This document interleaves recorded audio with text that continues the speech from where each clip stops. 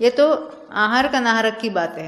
यानी विग्रह गति में जो मोड़ से जाते हैं वो अनाहारक जीव है, और जो शरीर धारण करते ही वो आहारक हो जाता है, मरण के समय तक आहारक रहता है। ये आहारक की एक मजेदार बात मैं बताती हूँ।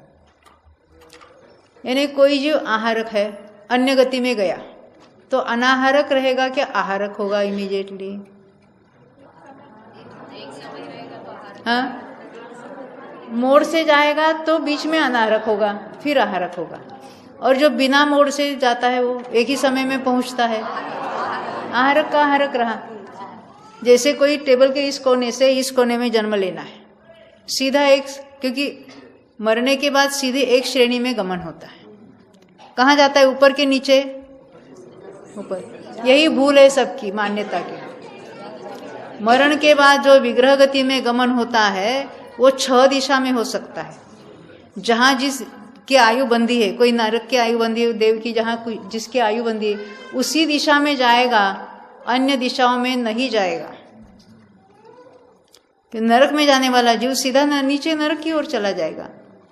क्योंकि हमने ऐसा सुना है, बहुत जगह ऐसी चर्चा भी चलती, पढ़ाते भी है कि पहले ऊपर जाता है, फिर आड़ा जाता है, फिर नीचे नरक में जाता है।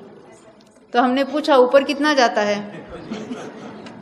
बात बोले तक ऊपर जाता है, फिर आड़ा जाता है, कितना? नहीं, यथा योग्य जाता है। हमने यथा योग्य कैसे हम काउंट करेंगे उसको? ये बात गलत है, क्योंकि नीचे नरक में जाने वाले भी बिना मोड़ से जा सकते हैं कि नहीं जा सकते?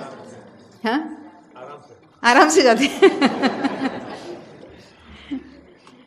तो ये ऊर्ध्वगमन स्वभाव कब प्रकट होता है? हम आगे आएंगे उसके ऊपर। तो 8 ही कर्मों का अभाव होकर फिर ऊर्ध्वगमन स्वभाव प्रकट होता है। ऊर्ध्वगमन स्वभाव जीव का है, पर वो स्वभाव है। इसे अभी केवल ज्ञान स्वभाव हमारा है कि नहीं है? तो हम पहले केवल ज्ञान से जानते हैं और बाद में मति ज्ञान से जानते हैं क्या? अरे वो केवल ज्ञान स्वभाव तभी प्रकट होगा, सभी पूरा ज्ञानावरण दर्शनावरण का नाश हो जाएगा, ये सभी घाती कर्मों का। परंतु ऊर्ध्वगमन स्वभाव पूरा ऊर्ध्वगमन कब करेगा? अकेला ऊर्ध्वगमन जब 8 ही कर्मों का नाश होगा, तब जब सिद्ध अवस्था हो जाती है तो एक समय में वह सिद्ध शिला के ऊपर वात वलय में पहुंच जाता है, तब वो उसका प्रकट हुआ। उसके पहले प्रकट नहीं है, स्वभाव है उसका। देव में जाने वाला क्या कैसे जाएगा? ऊपर जाएगा। हो सकता है पहले आड़ा होकर ऊपर जाएगा या सीधा ऊपर जाएगा, हो सकता है। उसमें भी बहुत सारे नियम है।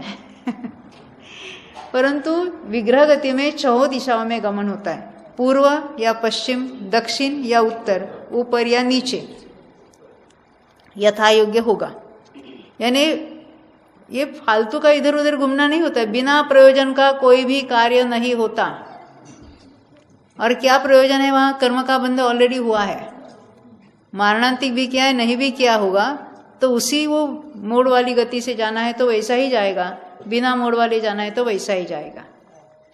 परंतु बिना प्रयोजन का, बिना प्रयोजन नरक गति, नरकायु बंधी है और वो ऊपर चला जाए और बाद में नीचे चला जाए, ऐसा कभी भी नहीं होता।